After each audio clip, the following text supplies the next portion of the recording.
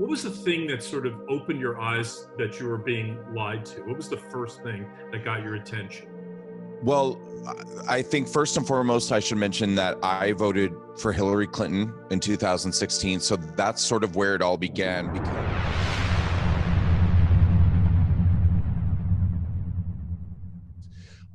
I'd always been a liberal. I'd always been a Democrat my entire adult life. And so the media that I trusted implicitly, and specifically, particularly as a gay man, because this is, they're very shrewd at using identity, I think, against people or manipulating identity. And so, the messaging that they kept giving us was that if you're Black or brown or LGBT or even a woman, that you're in danger, you're oppressed, and that the only party that you're safe with are the Democrats, and that, the Republicans hate you. But when it got to the point that it was Donald versus Hillary, that's when they started spinning this narrative in this context that Donald Trump was like the grand dragon of all racists and all bigots, and that his followers were the deplorables and stuff. But they also kept saying, well, don't worry about it too much though, because he's only got about a 3% chance of winning. So I thought that Republicans had completely lost their mind, and I thought that Donald Trump was all of these terrible things that the media kept saying, but I wasn't super worried about it because they made it sound like he had this incredibly tiny following, that he was paying people to go to his rallies, etc. So when Hillary lost the election, I was absolutely shocked, confused, outraged, and scared. I was absolutely terrified. And so I kind of went on this quest to try to understand what had happened. How did they get it so wrong? How did he win? And where did all of this support come from?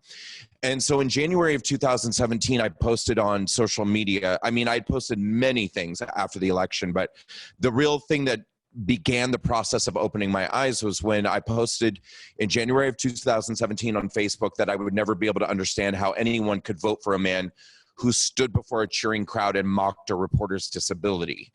And that's when somebody reached out to me, a woman who was my babysitter when I was a kid, reached out to me privately and sent me a YouTube video entitled "Debunking that Trump Mocked the Disabled Reporter," which was kind of a compilation video of showing Donald Trump doing that same voice and that same gesture as he did that day when he was accused of mocking a reporter's disability. But it was very clear that this was a bit that Donald Trump has done numerous times throughout the years when he's imitating anybody who's flailing because they're caught in a lie or doing something shady, doing something dishonest. And so it became very clear that he wasn't actually mocking that reporter's disability, but that the media had isolated that moment and spun that narrative. And that got me started on a journey of research, which began with one question: does the media lie? And it turns out they do. Yeah. Sorry, that was a very long answer to that question. No, that's okay. It's good. And so the video is obviously shot professionally. So what was the genesis? First of all, what was the straw that broke the camel's back? What made you say, okay, I've got to do this? And then how did you end up shooting the video?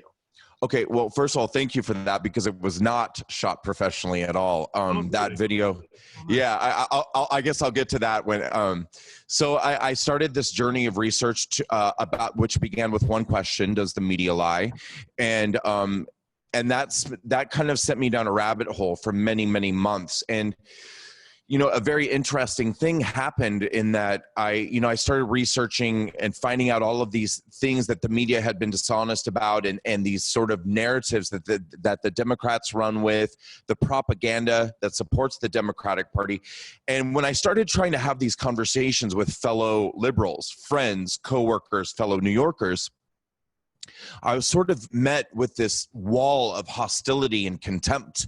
People were angry at me for even just asking the question, have you seen this? Have you read this? What do you make of this? And so suddenly it became like, what are you doing? You love Trump now? You're supporting Trump? You're turning to the dark side? And I'm thinking, I don't love Trump. I'm just trying to understand what is actually going on here, because I'm completely confused, because I thought CNN told the truth. I thought Rachel Maddow told the truth. I thought Don Lemon and Anderson Cooper told the truth. I didn't know that there was this major glitch in the matrix that was happening. So it became clear to me that I wasn't safe having these conversations. And that just led me down more and more and more research. But I started to see the way that I was being treated and the way I was being turned on, particularly within my own community. You know, as a gay man, the community that had been kind of like a home for me for so long was now engaging, not just engaging, but I think it completely gripped by identity politics and political correctness. And now I was hearing about how I was a privileged white gay man, and that, you know, I shouldn't even be, you know, expressing an opinion about this and that, you know, because I'm not as oppressed as other people within my community. And I just thought to myself, this is all such incredibly divisive, destructive, and ridiculous BS. And I started to see the ways in which liberalism was making people sociopathic, that it was taking away people's empathy and their ability to care about other people. It was like, if you're white or you're a man, or, you know, or if you're wealthy, or these people hate you. I mean, they hate you, and they don't care at all. I was actually physically attacked one time in a park, and it happened to be by somebody who I think was Hispanic. I don't know. I just know that they weren't Caucasian. And I told the story to people about how this person, because the person who attacked me actually said, you're a white piece of shit. And so that's why I was telling the story to people. I was like, you know, this guy came up to me and he said, you're a white piece of shit. And he punched me and he, you know, whatever. And everyone, the reaction was not like, oh, I'm sorry that happened to you, or that's terrible. It was, well, did you provoke him? You must have said something. He wouldn't have just come up to you and done that. You must have said something. And I was like, I literally was just standing there. But I was like, wow, it's, you know, in this quest to be so woke, people have literally completely lost all of their empathy and their care and concern about other people. If the other people happen to be white or a man or wealthy or, you know, any of these other things. And so I felt that I couldn't be a part of, well, honestly, to a certain degree, it wasn't even a choice anymore. I was being shoved out of acceptance by the left because I am white, because I am a man, and because even as a gay man, I'm now at the top of the privilege hierarchy of the LGBT community, apparently. And so you know, the old phrase, I didn't leave the left left me. Well, I actually felt shoved out of the left. And I was jogging one day, and I felt sort of like I'd been struck by lightning because that script sort of downloaded itself into my brain, because I knew I'd wanted to express what I was feeling and why I could no longer be a part of the left, why I could no longer be a part of the Democrat Party or the liberal media, any part of it. And that phrase, once upon a time I was a liberal, sort of just flashed into my mind, and that script began to download. And so I sort of ran home and just wrote out that script as quickly as I could. And when I got done, I decided to shoot a video. And so I called a friend and asked him if I could borrow his camera, and he said yes. And I called another friend who had a photography studio, and it's kind of funny because he actually turned out to be, he's a really good photographer, terrible at making videos. So we actually shot that video once. It came out very badly. In half of it, I had like shadows across my face. In one shot, I would be one color. In another shot, I'd be a different color. And I tried to make it work. And I just thought, this is way too important. I am a perfectionist. And I just thought, you know, this has to be perfect. This message is so important that I have to get it right on the first tryout. So I called my friend and I said, listen, I need to use your studio again. We need to do this again. So we borrowed the camera. He set up the light, set up the camera. I said, don't touch a thing. Don't move the camera. Don't touch anything. We did a second take on the whole thing. And then I went home and I spent 2 weeks editing it. Every single shot, every single headline. I edited the music in myself. And then I just obsessed over it for about 2 weeks until I got to the point where I looked at it and I said, I think it's as perfect as it's going to get. And then I released it on Memorial Day of 2018, May 26th of 2018. And that's the day that I also created a Facebook group called the #WalkAwayCampaign. And I launched that video, and I said, please share this video and please create your own testimonials, because I know I'm not the only person who's feeling this way. I know that tens, if not hundreds of thousands, if not millions of other people are also feeling pushed away by the liberal left. And I know that there are conservatives in this country who have lost their voice and lost their ability to even stand up proudly and say, I'm a conservative, or I support our president, and I'm not ashamed of that.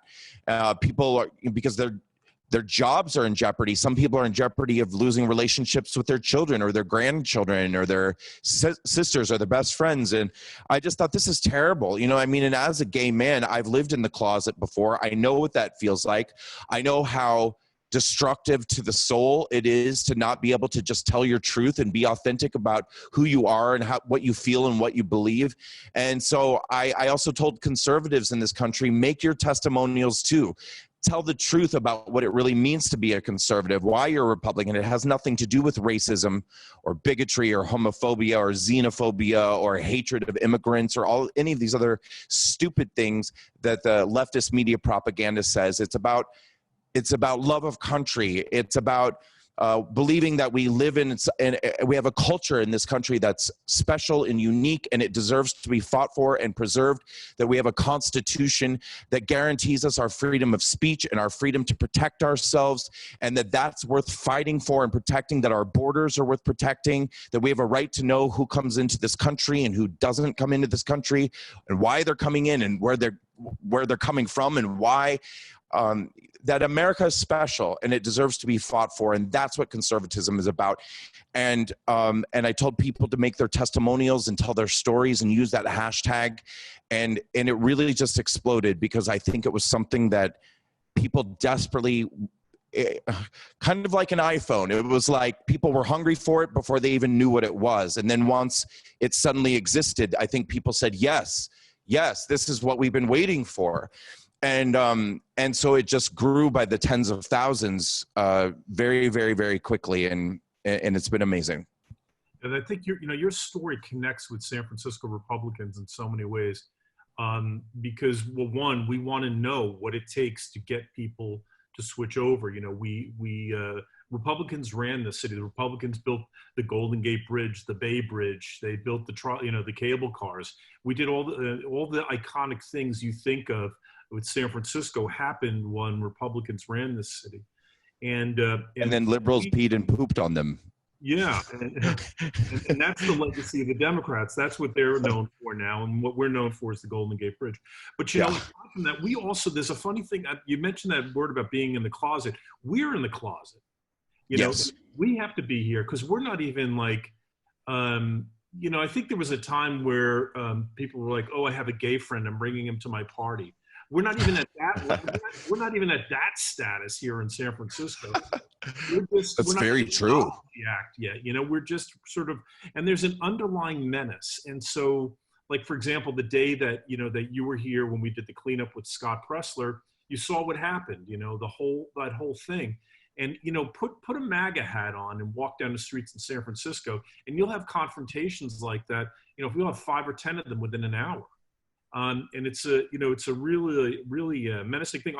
But on the other hand, I'm with you. I think that there's a revulsion for what's happening, particularly in San Francisco. And I think that there's just a real strong connection between the SFGOP and the walkaway. One quick question for you: did you find another part of your community that you were able to connect with? The LGBT community? Yeah. Oh, certainly. And, and it grows all the time because people really are walking away. And so, I mean, walk away is a movement for all people of all backgrounds everywhere. Walk away is for white people. It's for Black people. It's for brown people. It's for straight people. It's for rich, straight, white men. It's for poor Black women. It is for everybody, regardless of background. And so, so many people, I think, have found a community and a home and a sense of unity here. And that includes people in the LGBT community. And, you know, believe it or not, there are transgender conservatives and Trump supporters. My friend Blair White is one of them. Yeah. There are people of all types who love our president, and people of all types who identify with small government, strong, secure borders, less taxes. You know, I mean, these are policies that are good for everybody. So what we need to do here is break through the propaganda of the leftist media and get people to see that everybody is benefited when we have less government, when we have lower taxes, and we have more personal empowerment, whether that be financial personal empowerment or just truly the messaging and the belief that in this country, everybody has a fighting chance, that the American dream is alive and well for the taking for everybody. Not everybody is going to become a millionaire. Okay, it's never going to happen. Not everyone is going to become a movie star or a rock star or an NBA star. It's not going to happen. But you can change your life.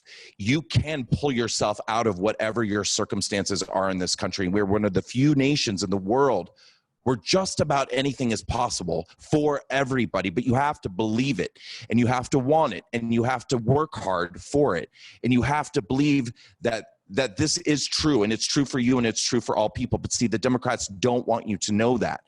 And they have a stranglehold on so many people, particularly racial minorities in this country, keeping them dependent on government handouts and believing that that's the only option that's available to them. I mean, when you tell people over and over again, well, you exist in a system of oppression that is designed intentionally to keep you down and prevent you from being able to succeed. So here's a handout. You don't have to worry about your paycheck. You don't have to worry about where your food comes from. And you don't have to worry about how you're going to pay your rent, because we're going to take care of all of that for you. And all that we ask in return is that you vote for us until the day that you die. And this is the only option that you have. We have got to get people to see that that is a lie. It's the greatest lie ever told, because it's absolutely demeaning and detrimental and destructive to the human spirit and what it truly means to be a human being. I mean, we're all put on this earth for a very specific reason. And again, like I say, not everyone is going to become a rich and successful star, but everybody has something special and unique to contribute. And it is, I think, absolutely cynical is not a strong enough word. I think it's evil to tell any human being otherwise. Yep. By the way, just a quick interruption, a reminder, folks. So nothing is free in life. I'm going to put up a if you can check on your chat button, you're going to see I put the link where you can donate to the San Francisco Republican Party, even if it's $5, $10. All these things are really useful just to defray costs. And I know it's a tough time, but if you can help us out, we'd be grateful. Speaking of, you mentioned Blair, and I know you probably also know Ryan from Utah as well, right? Ryan, Lady MAGA. Oh, I never knew his name was Ryan. There you go. So, yeah, I know Lady MAGA really well. I met Ryan at the cleanup that day, and Ryan was assaulted. This is on February 1st. For folks who weren't aware, we had the SFGOP in conjunction with Scott Pressler organized a cleanup of San Francisco. We set up shop right across from the public library and the Civic Center, and then we were doing our cleanup, and then a bunch of Antifa people thought that was too much to bear, so they protested us cleaning up the streets of San Francisco. Okay, so if that wasn't bad enough, that same night, Brandon organized an event over in the Mission at the Women's Center. So, Brandon, you want to pick up the story from there? Sure. Yeah. And there's a couple, I think, kind of caveats I need to, or disclaimers that I need to make. Two, first of all, I know that it's very popular with certain conservatives, maybe, or certain public figures to kind of troll different people's events or things, or to basically almost intentionally try to get canceled because it makes great headlines. Yep. That is not who and what we are. We want to do our events. We love doing our events, and we've had great success doing our events. And, Walkaway has traveled the country doing events for the Black community, for the Hispanic community, for the LGBT community. We're about to do a women's event and a Jewish event. And these events are important, and we work very hard at them. So unfortunately, we have had 4 out of 5 LGBT town halls cancel us shortly before our event. Listen, I can even take someone saying, hey, your mission is out of alignment with what we do. We are not willing to host you. Not great, but okay. But when we've signed a contract and we've told you who we are, what we're planning to do, we've explained to you we have a controversial background. If you Google us, you're going to find that our events have been canceled. And you tell us, oh, no, that's not going to happen here. You've got our word. We're fine. We're taking your money. We're signing the contract. And that was the situation with the women's building. We told them exactly what we were coming to do. We said, look, we're LGBT people who have walked away from the Democrat Party and liberalism. We're coming to have a conversation with our own community about why we feel there are better choices within our community, and just to have an open conversation. By the way, it's a town hall, not a lecture. If you disagree, you stand up and you disagree. You express your point of view. You tell me why I'm wrong. I think I've proven that I'm capable of changing my mind. So, I'm willing to listen and change my mind if you have a compelling argument. Well, so the day of Scott Pressler's cleanup, we combined efforts on those 2 events. Scott was supposed to be on our panel along with Blair White and Mikey Harlow, and we went to Scott's cleanup to clean up. And Antifa showed up to Scott Pressler's cleanup, as well as just a handful of leftist protesters, caused a huge ruckus. And next thing we knew, the women's building called us and said that they were canceling our event. Now, this was about 3-4 hours before our event, that they're canceling our event because we are, according to them, disparaging the homeless by going out and cleaning up the community. By picking up trash, we're disparaging San Francisco's homeless, which is contrary to the mission of the women's building. And never mind the implications there of what they're basically saying, what they think about homeless people, that apparently they think homeless people love being surrounded by trash and garbage. But we went there and we tried desperately to reason with them, and they wouldn't have any part of it. And so they canceled the event. And so in this circumstance, we were left with very little recourse because it happened literally hours before the event. So I got on Twitter, got on social media, and I said, listen, the show is going to go on, but we're going to meet outside of the women's building. We're going to go buy speakers. We're going to buy megaphones. We're going to have we were going to try to kind of do the LGBT town hall outside on the sidewalk, which would have been not great, but better than nothing, with the idea that it may transition into a free speech rally. Unfortunately, when we arrived, we were met with 50% opposition. I would say we easily had 40 to 45 people on our side, but there were also about 40 to 45 hardcore leftist protesters on the other side. And it was very nasty. I'm frankly surprised, and we're very lucky that there was no violence that broke out, but it got as close as humanly possible to getting violent without actually getting violent. But it was basically just a 50-50, half and half, one side coming on the other side. We did our best to get a message out as best we could, but I was very proud. The event was an absolute shit show, and I know that. I'm not proud of what the event was, but what I am very, very proud of was that night, conservatives, and we had people there in their 60s, 70s, some older people, and I could see the discomfort in their faces. I could see that they had probably never experienced anything like that before, or it's probably been a very long time since they last had experienced something like that. But they stayed, they stood their ground. In some instances, they had people inches away from their face, screaming in their face, and they remained peaceful and dignified, and they stayed there holding their signs, whether it be, pro-Trump or walk away, and they stood their ground. And, in walk away, we've been telling the silent majority it's time to become unsilent. And we're pushing this hashtag unsilent. We must fight back. We must stand our ground. We must not let the left control the narrative of who we are when we wear our hats out in public, our MAGA hats or our MAGA shirts. Or we've got to stop allowing them to dictate when we can and can't express what it is that we want to express, because we're not doing anything wrong. So we're trying to encourage people to become unsilent. And that night, the silent majority was unsilent. And I was very proud of that. Yeah, I was pretty, can you hear me? Yes, sir. Oh, good. I was pretty happy that it turned out. I got there late, and it's glad to see that there was a lot of energy, but no violence, which was very, which is great. So I'm getting tons of questions here, and I'm not going to be able to get through all of them, but I want to thank everybody for their fantastic questions. Let me start going through. Maybe we can do this kind of quickly, Brandon. Sure. So who are the dynamic conservative leaders who have inspired you? Ooh, what a great question. Who has inspired me?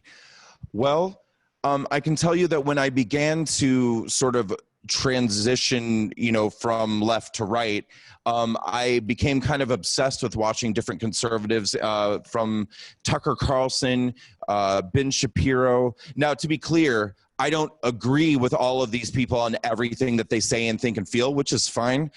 Sometimes Ben Shapiro says stuff and I'm like, you're so smart. Why are you so stupid? But, for the most part, he did get me to think differently about a lot of different issues. And so Ben Shapiro, Milo Yiannopoulos, Ann Coulter, Katie Hopkins, who's become actually a good friend of mine, and I absolutely love and adore her, Judge Jeanine Pirro, and Lara Trump has become a friend of mine and a big supporter of Walkaway and what we do. And she's just been, I think, very inspirational to me, not just as a conservative, but just as a human being, because she's incredibly kind, big-hearted, compassionate, and giving, extremely generous and giving. And that to me is, those are the people that inspire me, because I have to, not to be negative, but I have to be honest and say that, the old phrase, never meet your heroes. I have met some people in the conservative movement who I really looked up to. And after I met them, I'm like, I don't like you anymore. But Lara Trump is not one of those people. She's really, really fantastic. So now we've got a little bit of, well, this is a combo question about a little bit of gossip. Were you ever able to reconnect with some old friends on that level where they respected where you were coming from? I don't think so yet. And because I get asked this question every once in a while, I really need to put some thought into it. But I don't think yet I've had that moment. I have had a couple people reach out to me and say things who were against me when I changed, and have said sort of like, I think I'm starting to understand a little bit about what you were saying, but I haven't honestly had that real reconnection yet. And I do think, though, in my gut that it will happen with a good amount of people who've turned their backs on me, but I think it's going to be years down the road. I got a name I've never heard before. So 2 or 3 years. Chadwick Moore. What's the story with you and Chadwick? Well, Chadwick, he just did some really nasty things and made some really derogatory comments and accusations and stuff. And I think there's just jealousy there, and that's annoying to say, but I just think it's true. Unfortunately, he decided to react by accusing me of stealing and being a hoax and all of these different things. It's a shame. It is a shame. Yeah. Well, listen, I'm getting dinged here. What about I got a question here about the disabled community. I know you mentioned you're breaking out into different groups to connect with, to get them to walk away. What can the disabled community do? I'm meeting a lot more disabled folks who are coming around to the Republican Party. We have a decent number of disabled people who've joined the walkaway movement, and we get this comment all the time. And I have to say, I mean, honestly, I have to come clean even myself and say it's a community that I often don't think about. And they're just not in the forefront of my mind. And we really should put more energy, effort, messaging, and focus into this community, because I get requests all the time from hearing impaired people that they want us to subtitle our videos. You know, they're like, you know, please don't forget about us, because the disabled community is also manipulated by the Democrats just as much as any other minority community is in their own way. And most disabled people, I think, want to not be seen as disabled. They want to be seen as, you know, abled and empowered people. And of course, that's not the messaging of the Democrats. So whether it's people who cannot hear or cannot see or cannot walk, or we do have people in the movement, and certainly these people have told us that they want more representation, more messaging, and more outreach. And we have to do a better job of that. And that's on us. Melissa, are you writing that down? Okay. All right. Thank you. So, folks, if people want to ask questions, you can put them here on the chat board, and I'll pick them off and ask them. I'm getting them in some private messages, my email as well. What do you think about what's happening with COVID-19? I see. To me, there's a divide between the left and the right's take on this. What's your take? Well, my take on it has kind of been on a little bit of a journey. I don't know about how other people feel. I mean, if you go on my YouTube channel 2 weeks ago or so, you'll find a video where I was telling people, stop listening to the news, go outside, go to events. Now, this is before they insisted that we lock down. This is before stores were closing. It was kind of within the first few days of them talking about, you know, the outbreak.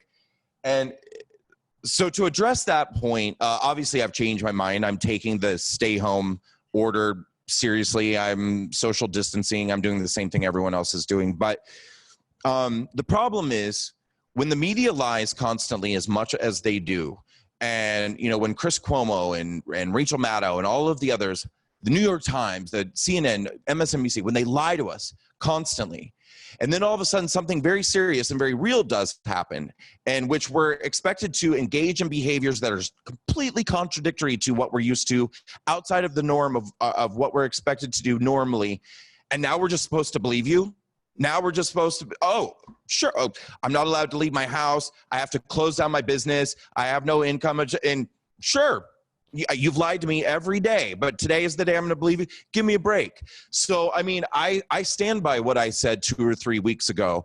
I have a very, very healthy skepticism of the media. I have a healthy skepticism of my government. And to be honest with you, and this is where the people who think that all of us Trump supporters are cultists comes in, I probably would have a very difficult time believing any of this if Donald Trump wasn't also telling me, no, this is real. Stay home. You know, thank God it's him, because, you know, if Hillary were the president and I somehow had still had my transitional experience, my walkaway experience, which wouldn't have happened if she was the president, I would still be supporting her. And I would still think that Donald Trump was a racist and a bigot, and that, you know, thank God he didn't get elected. But let's just say that she did get elected and somehow I did still have this experience. I don't know that I would be sitting here sitting on my hands, keeping my mouth shut and doing what the media and the government and the president tells me to do, because I don't trust them at all.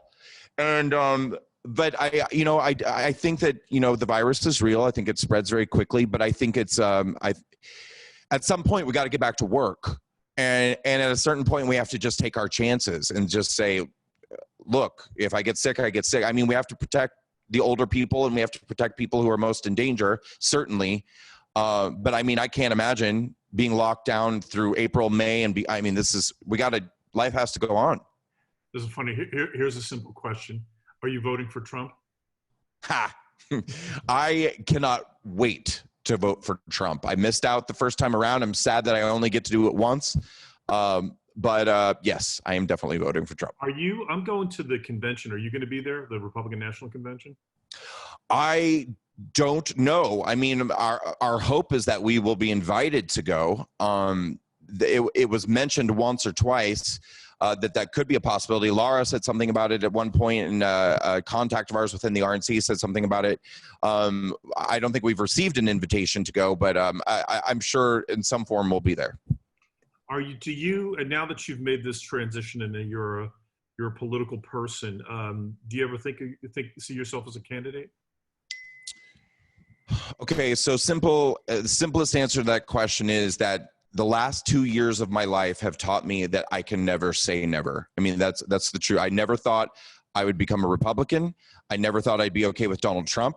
I never thought I'd be leading a political movement nationwide that's embraced by conservatives around this country. I never thought I'd be hated by the LGBT community. I mean, everything in my life is backwards from what it was 2 or 3 years ago. And so I know that it would be stupid for me at this point to say, no, never. But I can tell you where it stands today. I don't have a desire today at this moment to run for office, but I could see myself doing it, mostly because I would consider it to be a civic duty, particularly if it were something like running against AOC, because, I'm right there. We're neighbors.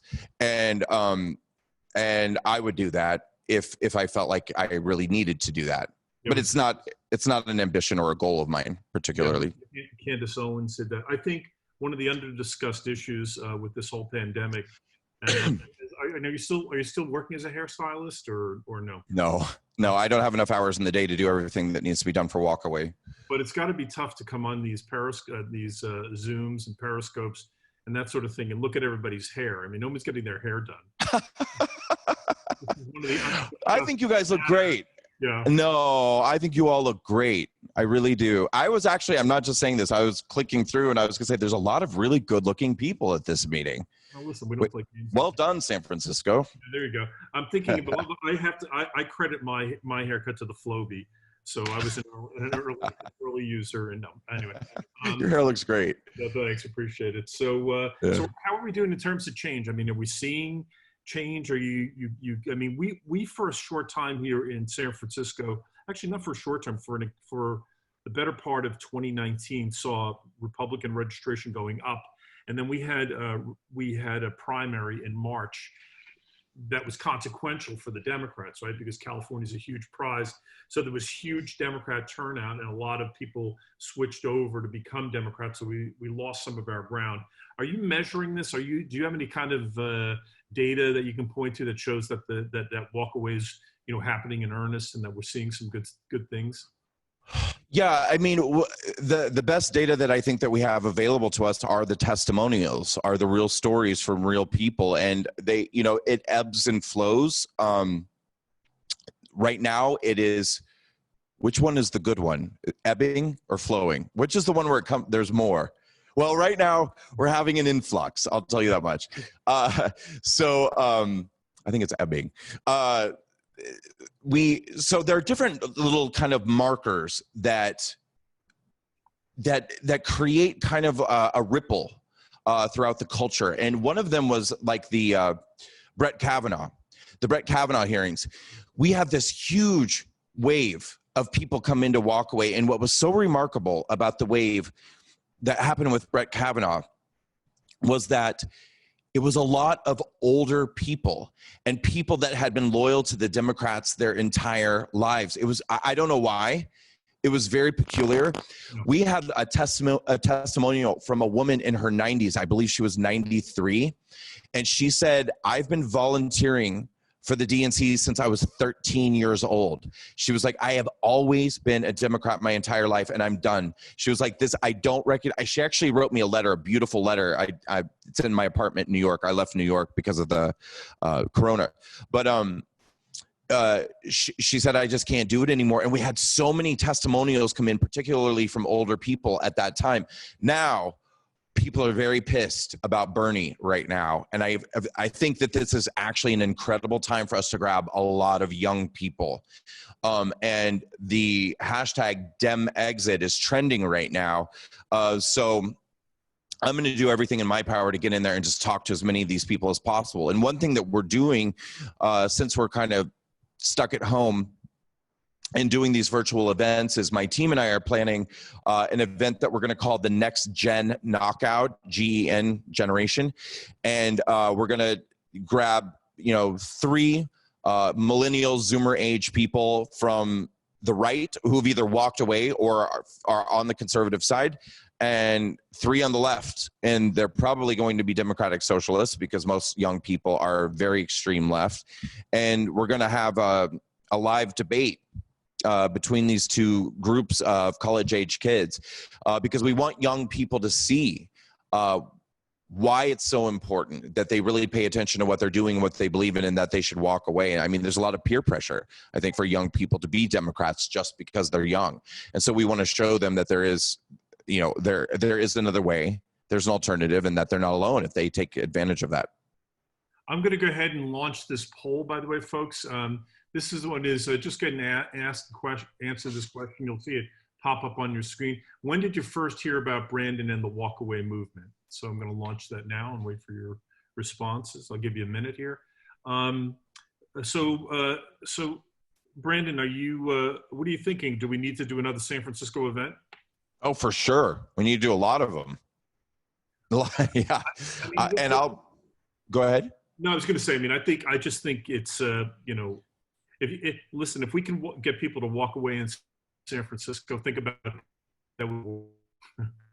Just the country, but the world. People would be shocked if we could actually get Democrats to turn away from the Democrat Party here in San Francisco. Certainly, and I think that there's an opportunity there for outreach, probably to the Asian community, which I think is pretty huge in San Francisco, but also, like I said, the biggest trouble that we have is when we do events for the LGBT community. We always get a little bit of pushback on pretty much everything that we do, but we only get canceled by the LGBT community. So maybe we need to come back to San Francisco and not specifically target the LGBT, but and sometimes we just do issue-based events, which I think would be terrific for San Francisco as well. We went to Portland, Oregon, and did an event called Rescue America Town Hall. That was myself and Dinesh D'Souza, and we basically just talked about issues facing America and solutions to those issues, and that was terrific. What was the other issue-based event that we did? Well, anyway, but we can do things like that too, or we can make it California specific. Rescue California.